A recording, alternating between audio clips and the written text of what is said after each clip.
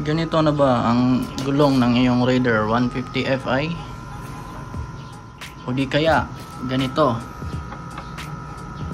umaalog na, bearing na yan, kailangan na nating palitan. Tara, let's go. Kailangan nating tools para mabaklas natin tong gulong. 10 o 14mm dito, 14mm to, tapos sa kabila 17.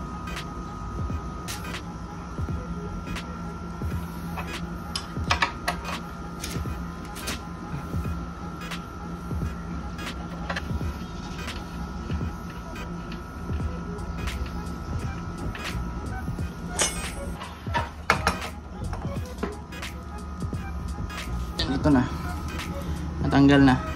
Kunin lang natin tong medyo tumatagas na dito yung mga mga tubig na pumapasok sa loob. Kinakalawang na yung yung bearing. Tanggalin lang natin tong bushing. Linisan natin yan mamaya. Kunin natin ito.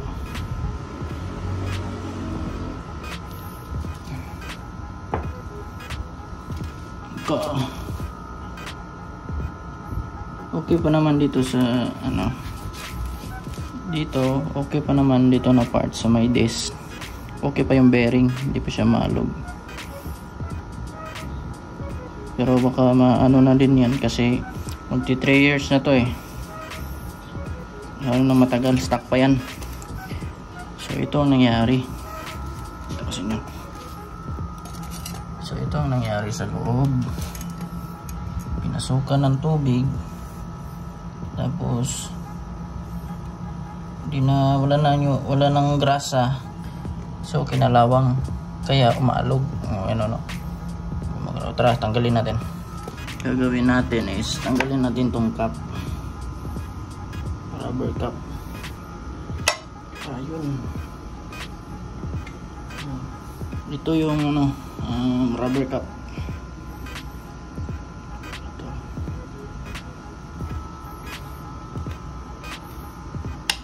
Yan. Ang dumi na. 3 years ko nang hindi na to. Ang dumi. Linisan lang natin yan mamaya. So ito yung sa kabila, yung tinamaan. Sira na talaga. Ayun ayan, tanggal na pala yung yan wala na, durog na. So tara, tanggalin natin.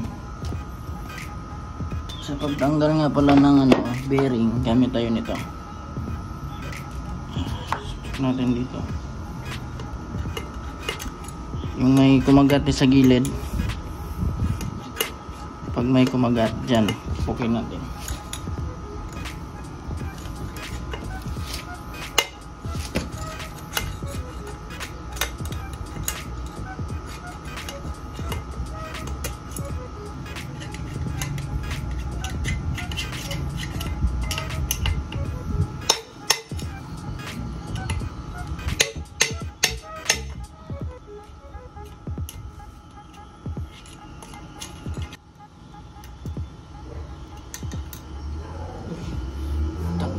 Bulitas. Yan. Wala na.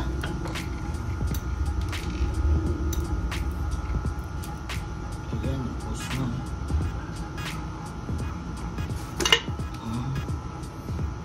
Yung spacer. Keep natin itong spacer. Ito yung sa gitna. Spacer. Ang dumi.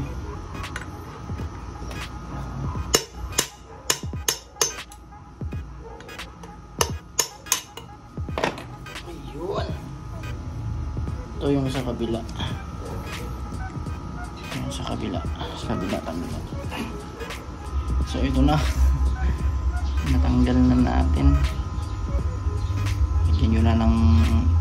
Nilagyan ko lang ng oil konti. Tapos binabad ko na sandali. Mga 5 minutes. So ayun, smooth na.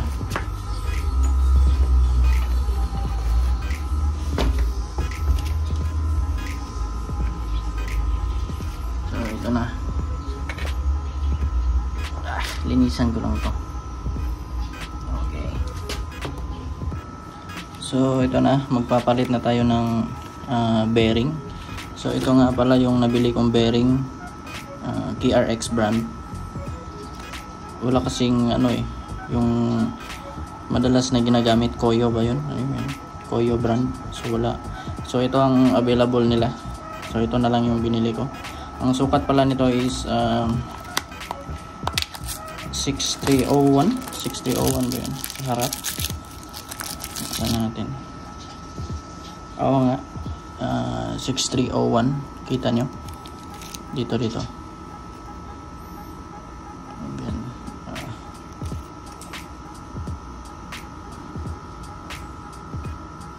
Ayan o, 6301 ang sukat ng sa harap na bearing. So bago ko ikabit to, tanggalin ko muna tong itim kasi lalagyan natin ng grasa dito kasi maliit lang yung grasang nilagay. So dagdagan natin ng konti para hindi madaling ma-dry. So ito yung binili kong grasa, high temp grease. Ito siya, sachet lang. Isang sachet dito, sa kabilang isa. Okay, let's go.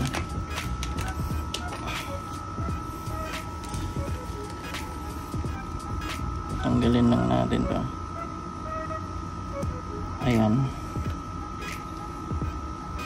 kung makikita nyo, tingnan yung grasa sa loob, ang liit lang.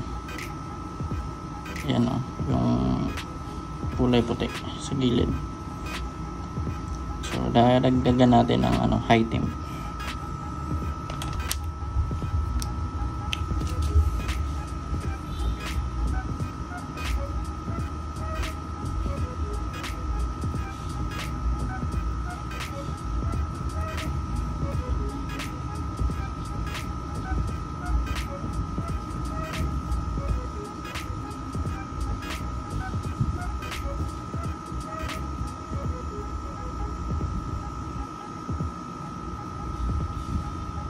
Ito yung takip natin.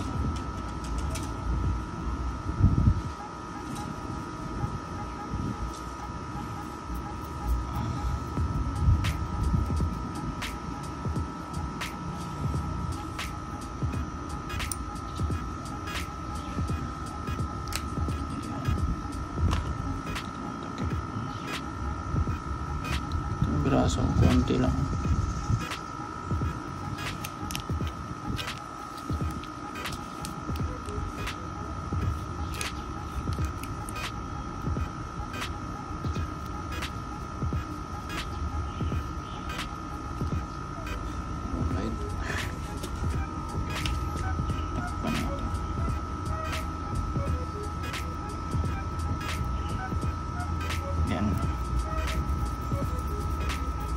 So ikabit na natin.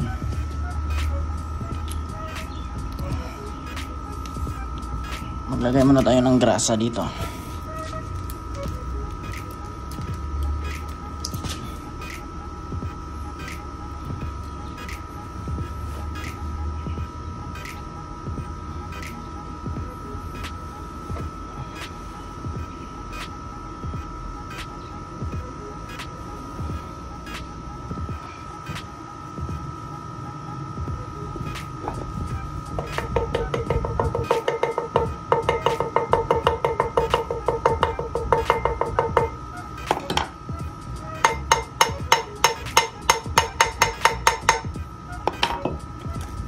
Gamit tayo nito, yung old.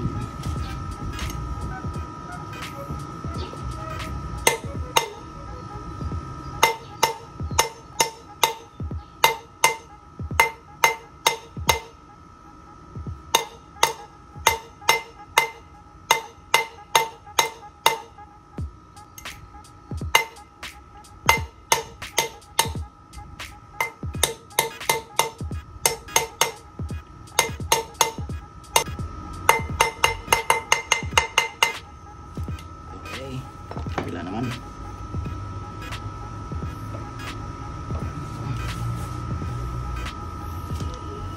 Sa kabila naman. Pero huwag niyong kalimutan tong spacer na ilagay dito sa gitna. Krasahan natin.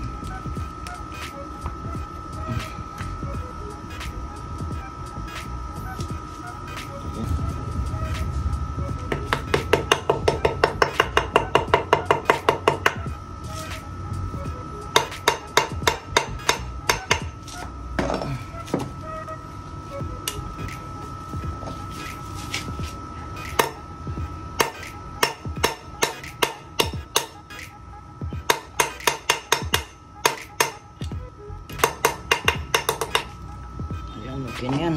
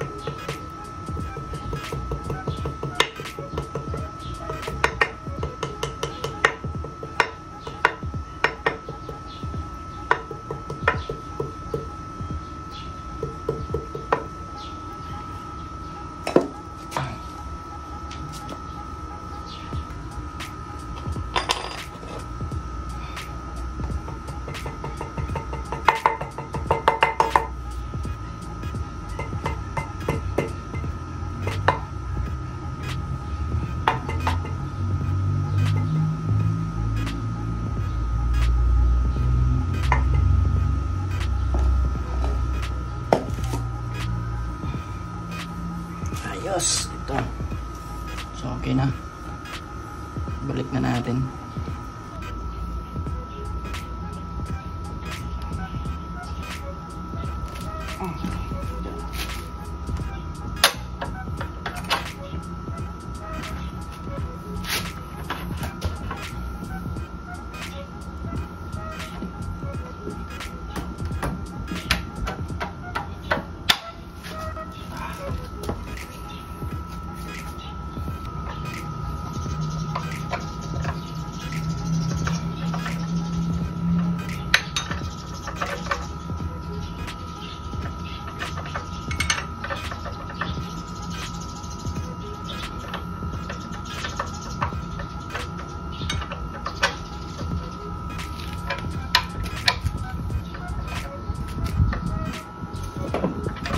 So ayun lang mga bossing.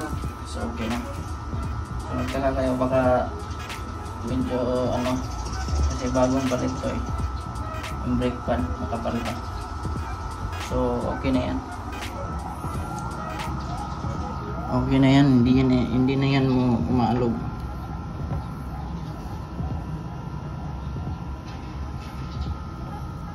Wala nang alog yan.